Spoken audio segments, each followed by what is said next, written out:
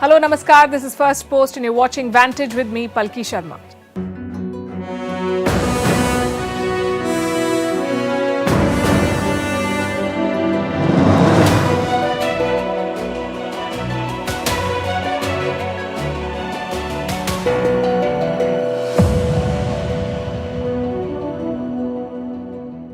It's Monday night here in India. There's a lot of news to cover. We are starting with West Asia and it's witnessing a shift. It's something we've been saying for a while now. The United States is losing ground. China is expanding its footprint and Riyadh is paving the way for it. Yesterday, the Saudi energy minister sent a clear message to Washington, D.C. He said Western concerns about China do not matter. This comes after America's top diplomat visited Riyadh to fix ties. We'll tell you why America and Saudi Arabia are drifting apart and why this has advantaged China. And the bad news for Washington does not end there. Pakistan has bought its first consignment of Russian oil. More political drama in the UK. Former Scottish First Minister Nicola Sturgeon was arrested. George Soros is retiring. We'll tell you about his successor and son, Alexander Soros. And did you know that curly hair had a role to play in the evolution of the human race? We'll tell you all about it. The headlines first. America is set to rejoin UNESCO. The US will try to return to the UN body next month. It fears that China is filling the gap left behind by them. The US is a founding member of UNESCO. 6 years ago, the Trump administration quit the body, accusing it of having an anti-Israel bias. Israel's former Prime Minister testifies at Netanyahu's corruption trial. Yair Lapid claims that the Israeli Prime Minister had tried to get him to back legislation that would benefit a Hollywood mogul. Lapid testified in Jerusalem in one of the 3 corruption cases against Netanyahu. Vaccine maker BioNTech faces its first legal claim in its home country of Germany. The lawsuit is over adverse effects allegedly suffered by some users of its COVID jabs. The vaccines, which were developed at breakneck speed, are facing legal hurdles in France and the UK as well. A pre-trial hearing for the man accused of killing Shinzo Abe cancelled over a suspicious object. It was later found to not be dangerous. Yamagami is facing trial for assassinating Japan's former prime minister in July last year. The 42-year-old man could face the death penalty if convicted. And former Italian Prime Minister Silvio Berlusconi dies at the age of 86. The scandal-ridden media mogul was admitted to a Milan hospital on Friday. He was undergoing tests related to leukemia.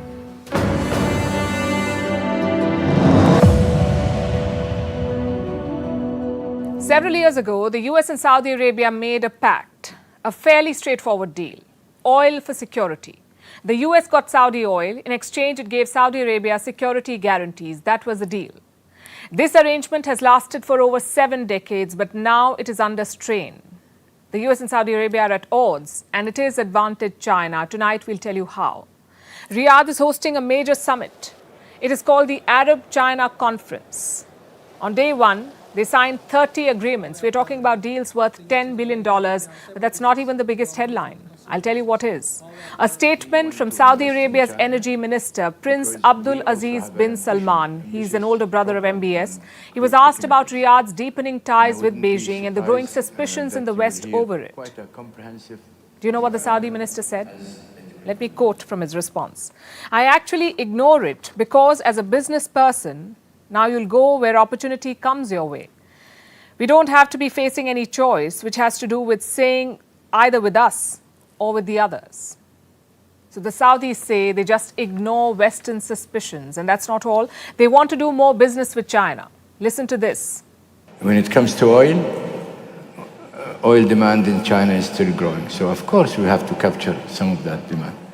So as chemical, we want to invest in China because we also have an ambitious program on crude to chemicals. So the message is quite clear. Deeper ties with China are on the horizon, and the US will just have to deal with it. Needless to say, Washington is not thrilled. Just last week, Antony Blinken was in Riyadh. He is America's top diplomat, their foreign minister. He met with Saudi Crown Prince Mohammed bin Salman. He also spoke with senior Saudi officials. And his message was this: the US is not leaving the region anytime soon, and Riyadh can count on Washington.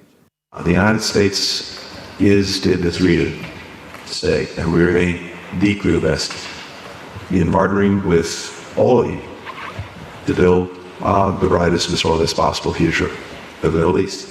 And indeed, with GCC at the core of our vision for a Middle East that is more stable, more secure, more prosperous, more integrated. The reassurance hasn't moved the needle, though. Riyadh is still keen on engaging with China, and there's a reason for that. There's a trust deficit between the US and Saudi Arabia. Their differences are out in the open.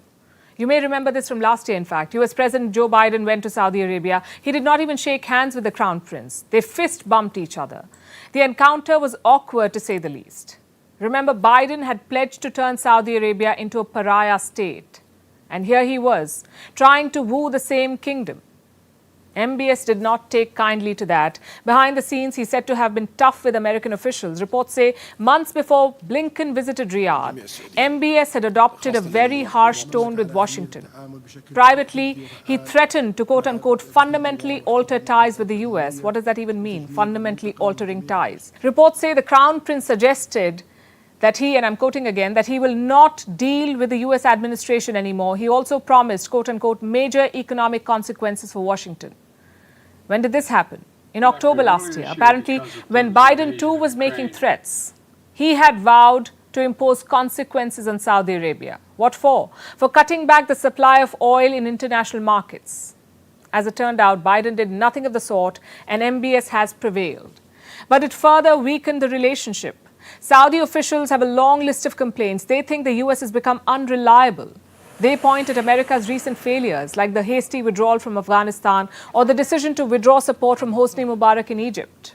This was more than a decade back. It led to his downfall in 2011. Hosni Mubarak used to lead Egypt. The Saudis believe that in both these instances, America failed in its role as the net security provider in the region.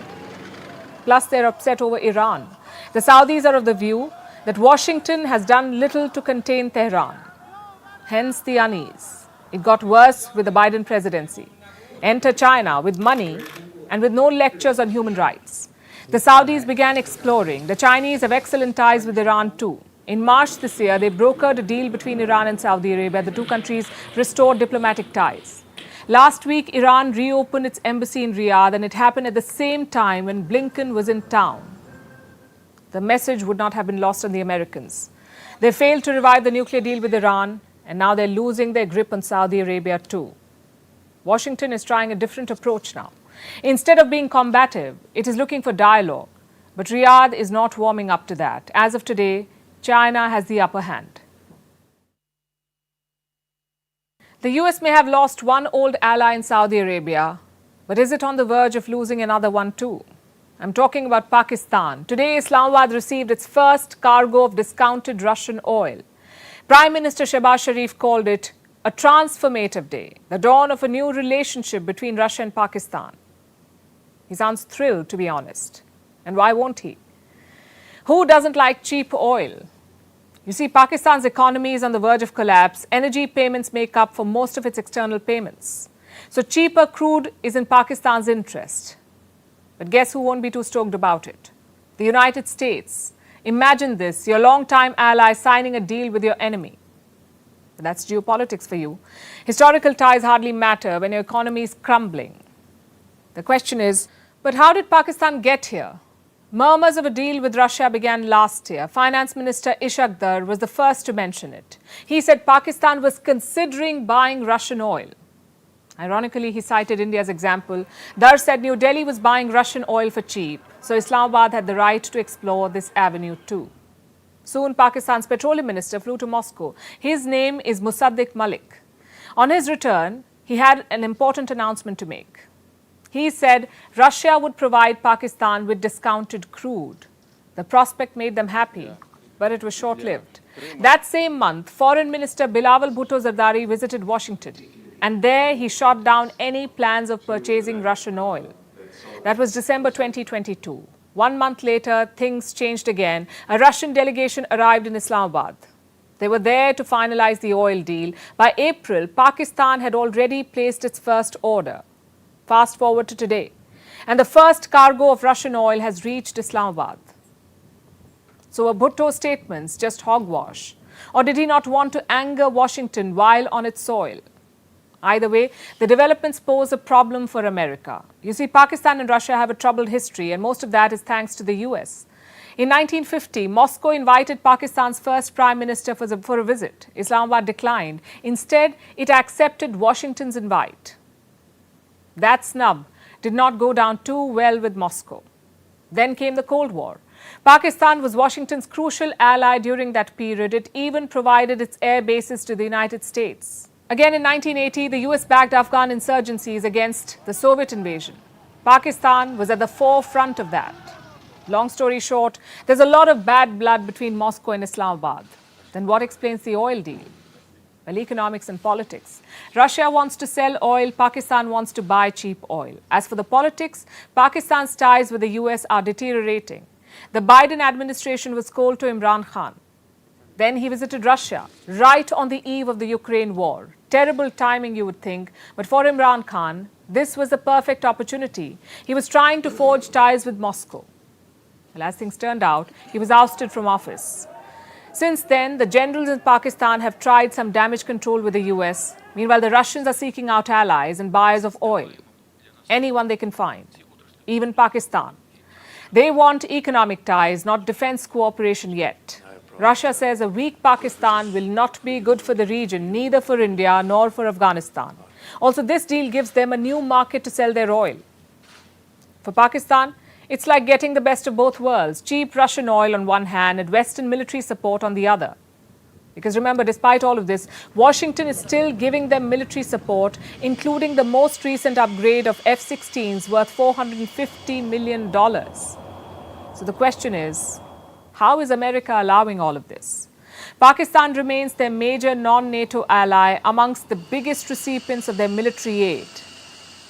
Have the Americans lost sway over the generals like the Arab sheikhs? Or are they sanctimonious lectures only for countries like India? Meanwhile, another Russian partner is in the headlines. I'm talking about North Korea. Their supreme leader Kim Jong-un has issued a statement of support for Russia and President Vladimir Putin. North Korean state media published the message earlier today. Let me quote from what it says. Justice is sure to win, and the Russian people will continue to add glory to the history of victory.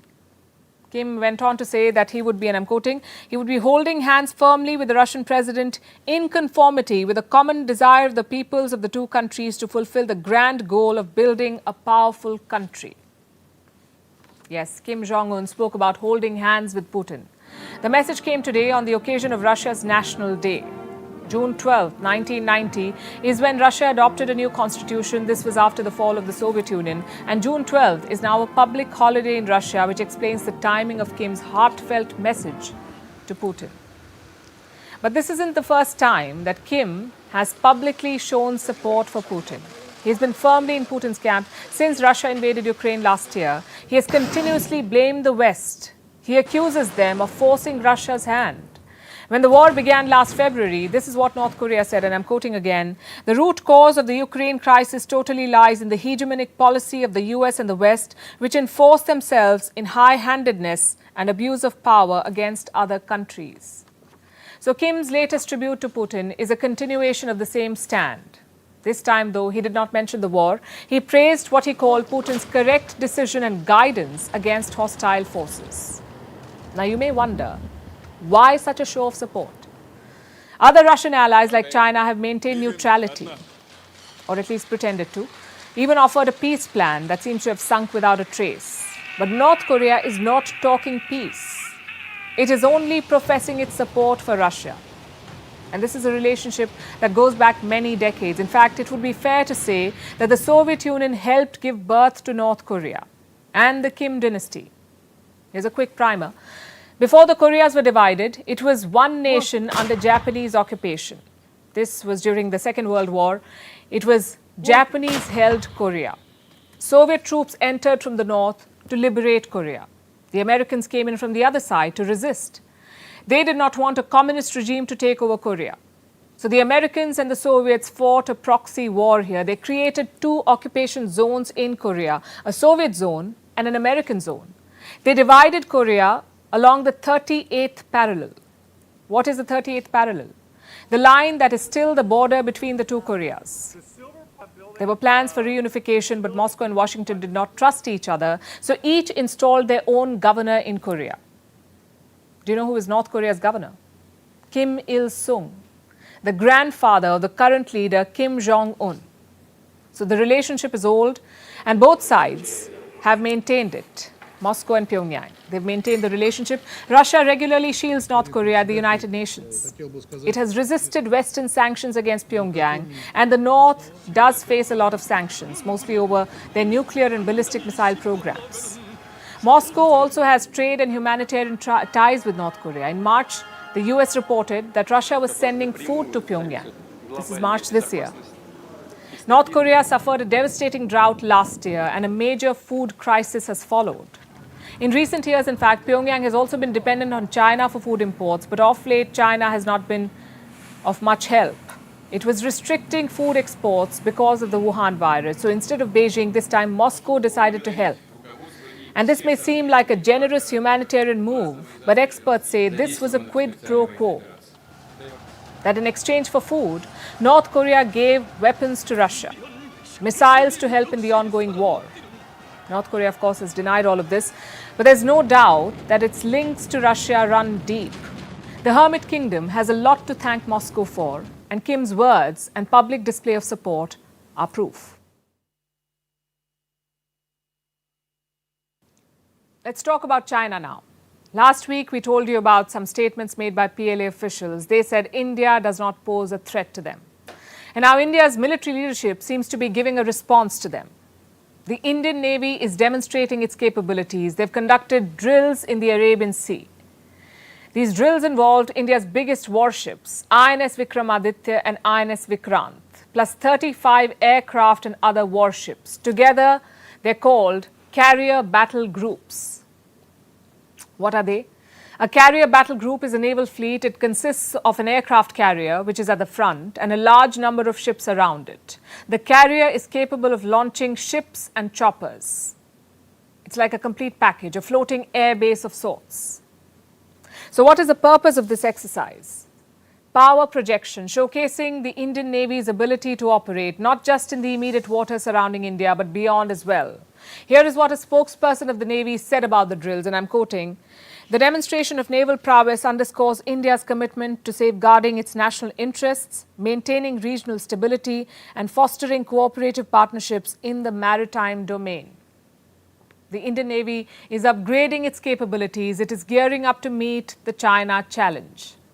You see, recent events at the border have led to a revelation. The PLA is a threat, not just on land, but also at sea. At the same time, India is at a vantage point on the high seas. There are key sea routes in the region. These are essential to the Chinese economy. I'm talking about the likes of Malacca Strait. This is a narrow waterway and a major vulnerability for China. In 2016, almost 80% of China's oil imports came through here. Also, about 20% of the global maritime trade and 60% of China's trade inflows, they go through this region. So this route is vital for China and its economy, and India is in a position to block it. Recent reports say that India is also planning a new naval base. It will be built on the Great Nicobar Island. This base will overlook the entrance to the Malacca Strait. It will give clear tactical advantages to India, so a provocation in the Himalayas may be answered from the Great Nicobar Island. India could consider blocking Chinese tankers, and from the same base, India would be in a position to watch Chinese movements in the Indian Ocean. Also monitor China in the South China Sea. Remember, this is another major international flashpoint, the South China Sea. And such a base is increasingly critical for India because Chinese activities in the Indian Ocean are growing. Consider what India's Navy chief said in the month of April, and I'm quoting, "We're keeping a very close watch in the Indian Ocean region. An effort is to know whose presence is there and what they're up to, monitoring it 24/7, and we deploy aircraft, UAVs, ships, submarines, etc." China, you know, has the world's biggest navy, and it's expanding. It is building more warships. The PLA has plans to deploy more assets to the Indian Ocean region. Today, China has two carriers, Liaoning and Shandong, and they're working on a third one. It's called Fujian. Then there are Chinese bases in the region, like Djibouti and Gwadar in the west, and Hambantota in the south. So the trajectory is quite clear. China is building capacity to control this region in every theatre of conflict. So India's best bet is to prepare. And these drills by the Indian Navy show that New Delhi is firming up its defences. The Americans too are grappling with the China threat, much closer home than they'd anticipated perhaps. There is a Chinese spying station in America's backyard and the US is reluctant to even admit it. Last week, a report shook up Washington. It talked about an agreement between China and Cuba. The story said China wants to build a spy base in Cuba, wants to, and Havana will be paid billions for it. The White House responded with a denial, and now they've made a U-turn. Turns out, China already has a snooping station in Cuba. So a statement has been issued. It gives a detailed account of China's activities. Apparently, the snooping base has been there for decades. The exact location has not been shared, but back in 2019, China upgraded this facility. We don't have the specifics of what it can do, but a base in Cuba gives Beijing some clear advantages. The island is around 100 miles or 160 kilometers from Florida, Cuba. From there, China can target Southeast America. It can eavesdrop on US military exchanges, even commercial communication. The bigger worry is the potential snooping on US military bases. There are dozens of them in the region, including some very important ones, like the headquarters of the US Central Command. It oversees West Asia and parts of Central and South Asia. There is also the US Special Operations Command. Again, this is an important military base, and China could potentially eavesdrop on it. Its presence in Cuba poses a threat. And until last week, the US did not even want to admit to this. When the first report came out, this is what the White House said. I've seen that press report. It is not accurate. These were their words. The Pentagon, too, pushed back against these claims. So I've seen that reporting. I can tell you based on the information that we have that is not accurate, that we are not aware of China and Cuba developing any type of spy stations. Not accurate. That's what he said. Now the US has completely reversed its stance. So what is Team Biden's defense? Well, they're shifting blame. They say it did not happen on our watch. Reports say Biden and his team were briefed about these developments when they took office. I'm talking about January 2021. And Cuba is just one country they were told about. Back then, China was considering setting up such bases all over the world, the Atlantic, Latin America, West Asia, Central Asia, Africa, the Indo-Pacific. It seems every one was on China's radar. And how does the US plan to counter this? Through diplomacy, they say. American officials say they're engaging with countries across the world. They're trying to stop China from executing its plans. In response, this is what China has to say. Last week, I already made clear China's position over the relevant question. Over the past 2 days, we have seen the US government and media releasing a great deal of inconsistent information on the alleged construction of so-called Chinese spy facilities in Cuba. Once again, this is just a farce put on by the self-contradictory US. China says these claims are a farce. They don't have many buyers, though. But there is a larger question here. It is about the United States and its China policy. It seems confused, to say the least. One day they talk about decoupling with China. The next day they talk about de-risking. They want to lead the world in countering China, but turns out they're trying to hide a Chinese spy base in their backyard. How do you think America's allies will see this? There will be questions, no doubt. US Secretary of State Antony Blinken is traveling to China in a few days. Will he bring up these snooping stations? Will he confront China? We don't know that yet. But this visit will be a test for Biden's China policy, and the world will be watching closely. China snooping on the US may be what great spy flicks are made of. But if you're looking for some good old drama, tune into some UK politics. There is no end to the drama here. On Sunday, former Scottish leader Nicola Sturgeon was arrested. She was questioned by the police for over 7 hours. Sturgeon was released soon after. She was quick to proclaim her innocence, but the arrest sent shockwaves through Scottish politics.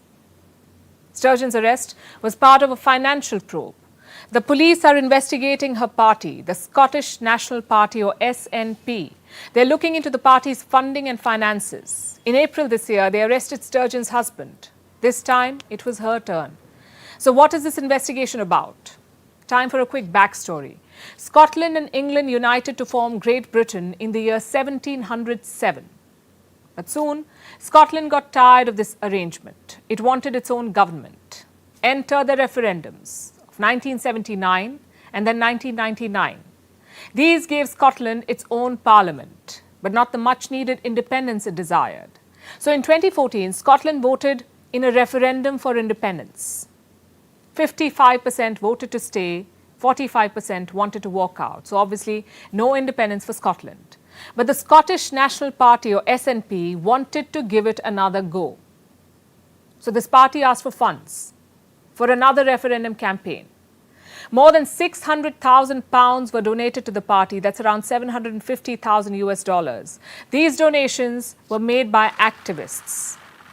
It was supposed to be for Scottish independence, but it looks like these funds were diverted. In 2021, the police received complaints about this. So they launched Operation Branch Form. First, Sturgeon's husband, also the party's chief executive, was questioned. Second, the party headquarters were raided. And third, the party treasurer was arrested. And now Sturgeon has been questioned too. She may have been released for now, but this scandal has plunged her party, the SNP, into a deep crisis. Many in the party want Nicola Sturgeon suspended. And this could be a tough call for her successor, the new First Minister of Scotland, Humza Yousaf. But for the so-called Queen of Scots, this is a spectacular fall from grace. Sturgeon was once one of Britain's most formidable politicians, one of the UK's most formidable politicians. But her resignation as First Minister in February and the financial probe right now means that Sturgeon is no longer the invincible presence she once was. And she's not the only one in trouble. There is more drama in UK politics. Meet Boris Johnson, the embattled former UK Prime Minister, the man who was the source of many scandals. 2 days ago, Boris Johnson resigned as a Member of Parliament. He saw the findings of the Partygate investigation committee. You may remember Partygate. When the whole country was in lockdown, Boris Johnson and his team were apparently partying. It led to a scandal. It forced Johnson to resign as Prime Minister. And now it looks like it may have cost him his seat in the Parliament too. Johnson called the findings a witch hunt. And he jumped the gun. He quit before he could be forced out. Now, Johnson and Sturgeon are very different leaders, and these are two very different cases. But they do have something in common. They're not giving their successors, Humza Yousaf and Rishi Sunak, an easy time. Now let's talk about George Soros. The controversial financier is retiring. At 92, George Soros is finally ready to pass on the baton. His infamous organization, the Open Society Foundation, or OSF, is getting a new head. Who is this chosen successor? Will control his $25 billion empire. His son, Alexander Soros, goes by Alex, is Soros' fourth child. Who is this man? What has he done so far? And what are his plans for the future? Our next report has more. Meet Alexander Soros. He's a 37-year-old billionaire philanthropist, an allegedly reformed party animal who now spends his time donating to causes like environmental protection, education in Africa, and helping domestic workers. And of course, he plays a role in influencing politics. Because Alexander, or Alex, is the son of George Soros, the billionaire financier who keeps getting accused of meddling in international affairs.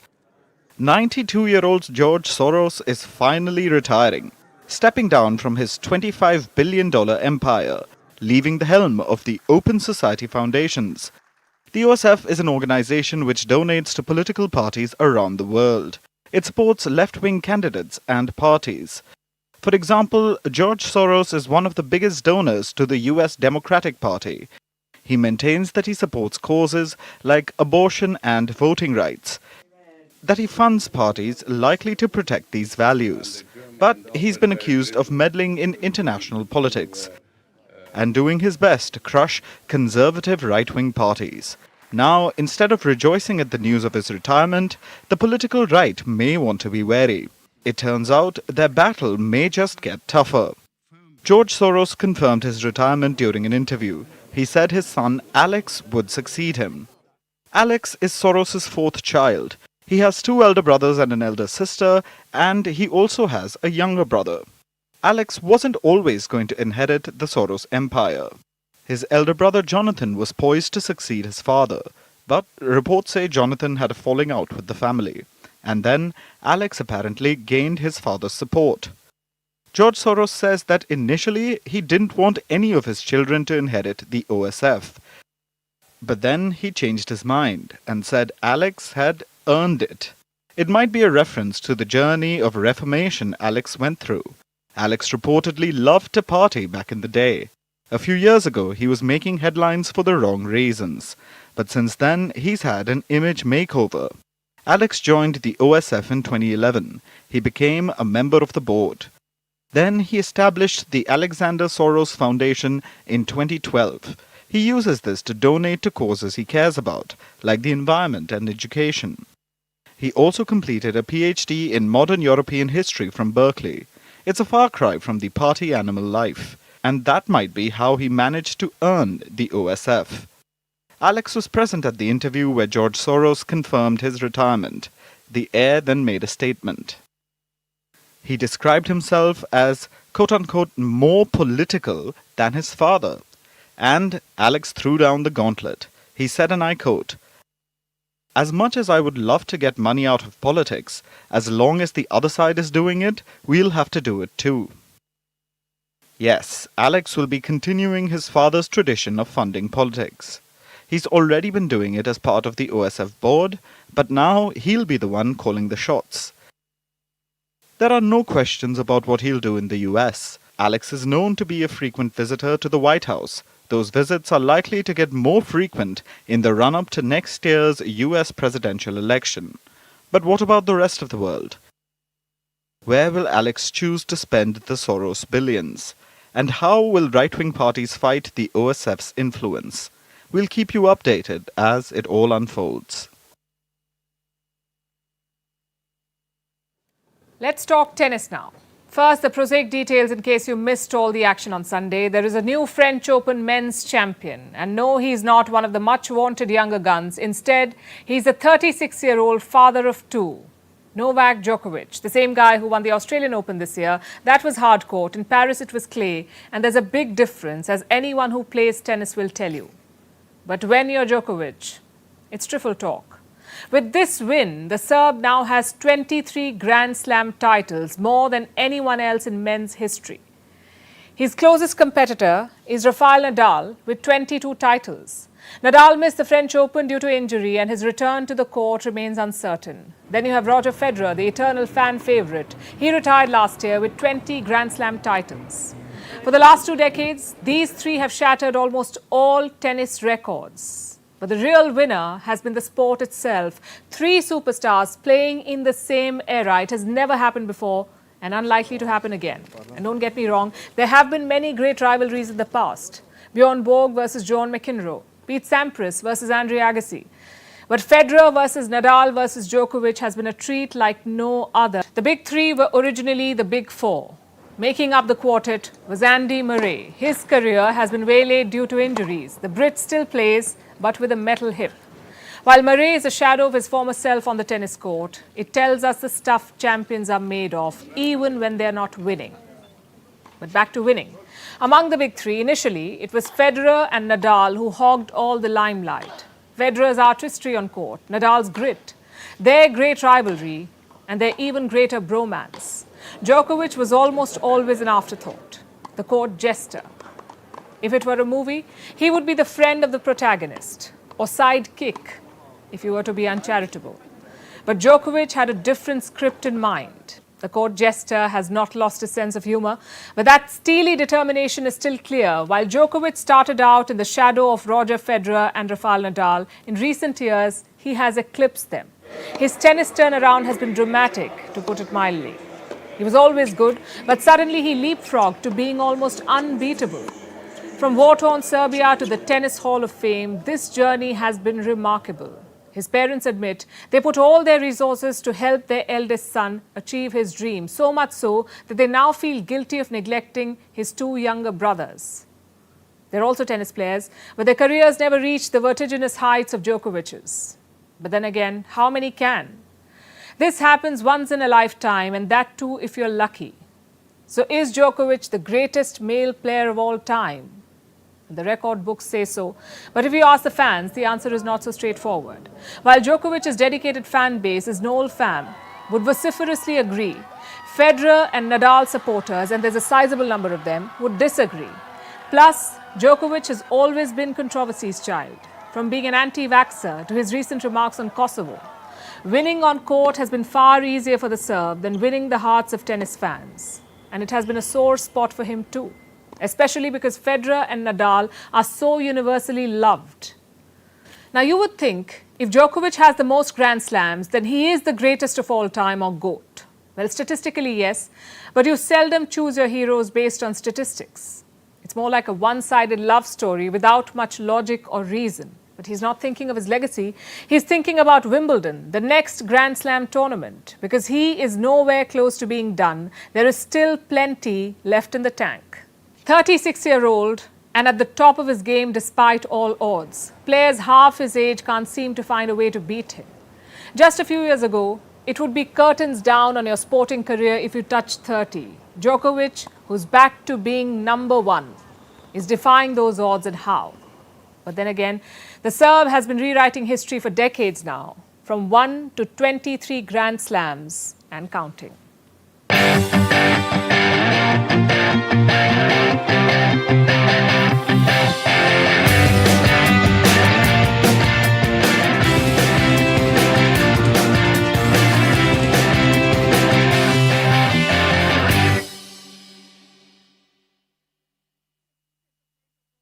Our last story, as I'm sure you can tell, is about hair and its role in evolution.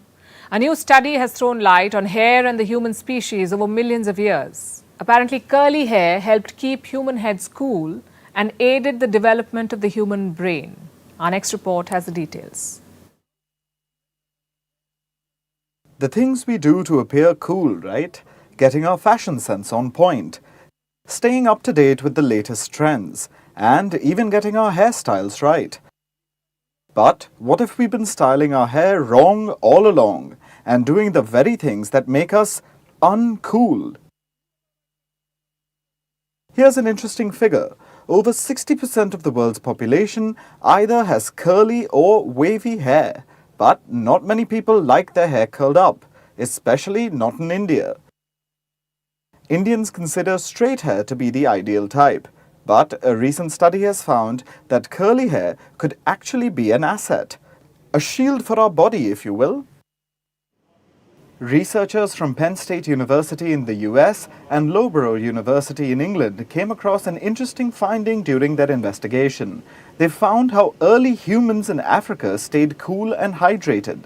They didn't have cold water or air conditioners, obviously, but what helped them was curly hair. Not only did curly hair keep them cool, but also protected them against extreme heat and the sun's harmful rays. How's that, you would think? Well, thickly coiled hair has been found to help the human body conserve water by minimizing the need for sweating. Equatorial Africa is thought to be the epicenter of human evolution. Now take a guess. How did staying cool and protected from harmful sun rays help early humans? It actually played a crucial role in the development of the human brain. Humans started walking upright somewhere around 3 million years ago. Around 2 million years ago, humans were fully evolved, but the size of their brain was smaller than it is today. Here's where curly hair came to the rescue. Tina Lassisi, who conducted the research at the Penn State University, says, We think scalp hair provided a passive mechanism to reduce the amount of heat gained from solar radiation that our sweat glands couldn't. No scientific research can never be complete without experiments. So the researchers used a mannequin to test the effects of solar radiation on different human hair wigs, and they found that tightly curled hair provided the best protection against the sun's heat.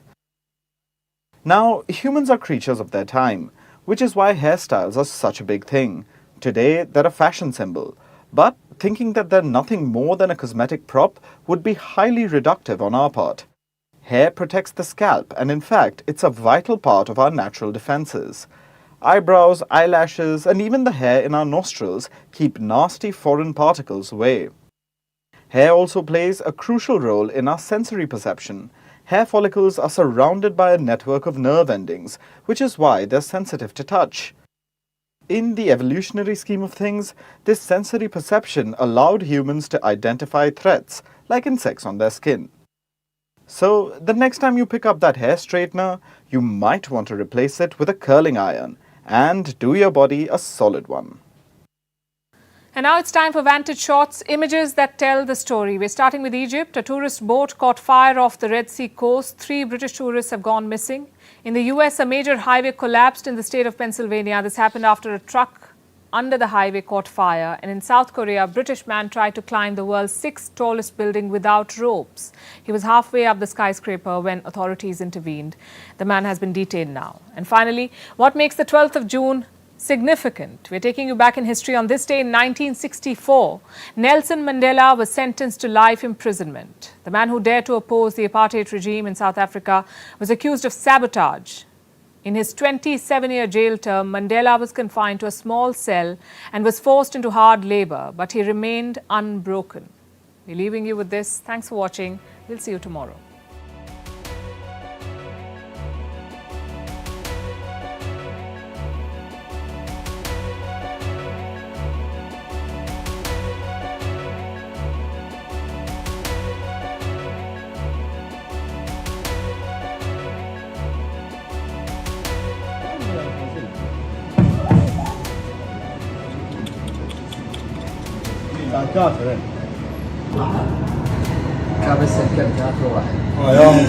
يوم هذا الجنة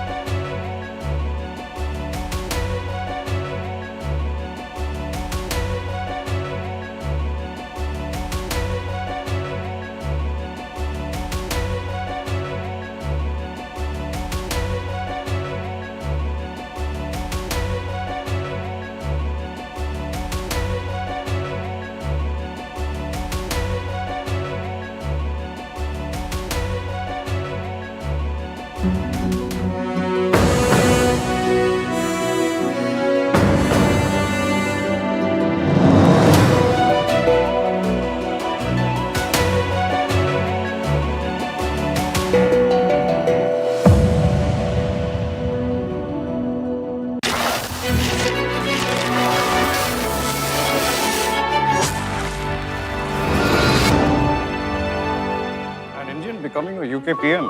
Well, it's not like that we are going to get the Kohinoor back.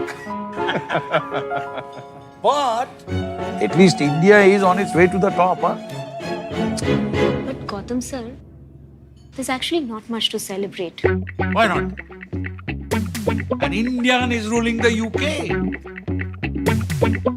Indian leaders in third countries often tend to overcompensate for their minority handicap.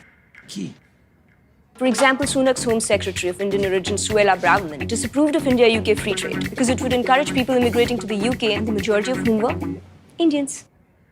Structurally, India and UK have passed baggage, but still hasn't been resolved.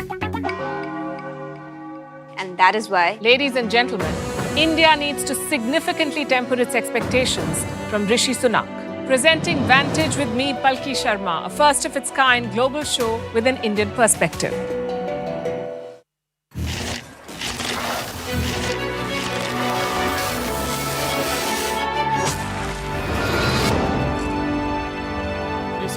anti-vaccination drive, broken healthcare systems, citizens taking matters into their own hands. India's failure in managing the COVID-19 crisis is staggering. Want stories but without the West spin on it? Presenting Vantage with me, Palki Sharma, a first of its kind global show with an Indian perspective.